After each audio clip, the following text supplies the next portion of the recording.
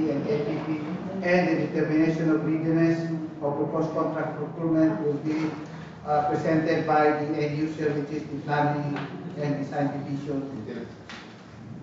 Maintenance, and it will be presented by Engineer Noor. Engineer Noor.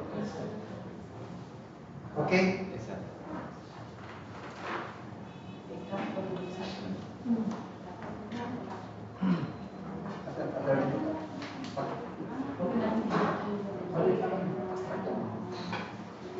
Okay. You are recognized. For the procurement of goods for the maintenance supply for number one contract ID 25GM002, contract name, location, supply and delivery of construction materials for use in the repair and maintenance of national roads, bridges and road safety in Maguindanao del Norte, Maguindanao del Sur, and Cotabato City, amounting to 1,939,331. Source of funds will be 35 days, 95 days duration. Cost of bidding 5,000. Number 2, contract ID 25M003. Contract name and location, supply and delivery of routine and roadside maintenance materials, augmented for use in the repair and maintenance of national roads, bridges and road safety in Maguindanao del Norte, Maguindanao del Sur, and Cotabato City.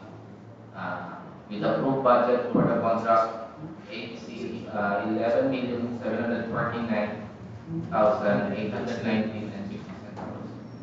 With source of fund, GOP, 90 calendar days. So, number 3, contract ID 25GM004. Contract name, location, supply and delivery of liquefied petroleum gas (LPG) for use in the repair and maintenance of national roads, bridges, road safety in Maguindanao del Norte, Maguindanao del Sur, and Cotabato City, with ABC amount of 2,024,997.50. Source of fund, GOP, and contract duration of 90 calendar days.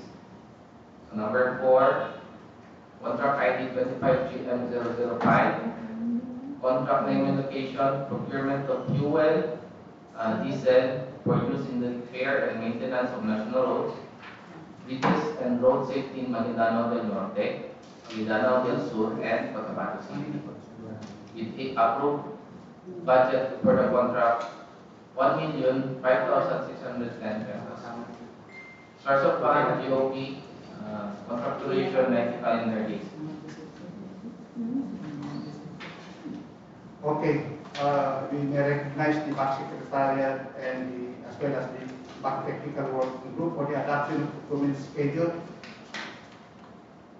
So, yes. Assalamualaikum and good afternoon. For the schedule of bid, a complete set of bidding documents may be acquired by interested bidders on April 5, 2025 to April 23, 2025. So our scheduled pre-bid conference will be on April 11, 2025 at 9 o'clock.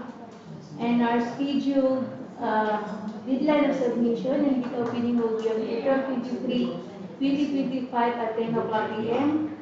Opening will be immediately after the bid drafting and bid submission. So that would be all. Thank you. And for the adoption of invitation to bid. Any question for the adoption? The opening will be on 23, April 23. So I hope you are available.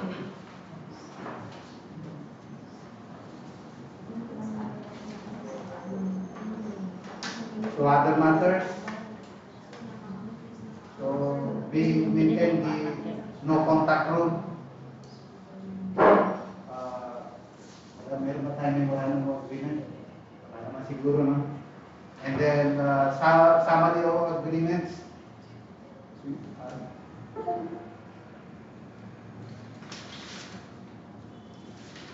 April 5, ano yung April 5? Yun sir, yung start of posting will be tomorrow. Okay.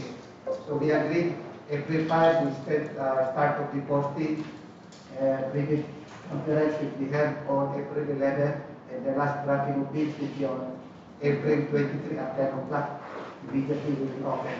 Hindi din, patusapan, election ba? According sa ano sir is allowed tayo mag-procure. Pero wala nang ban ng ano?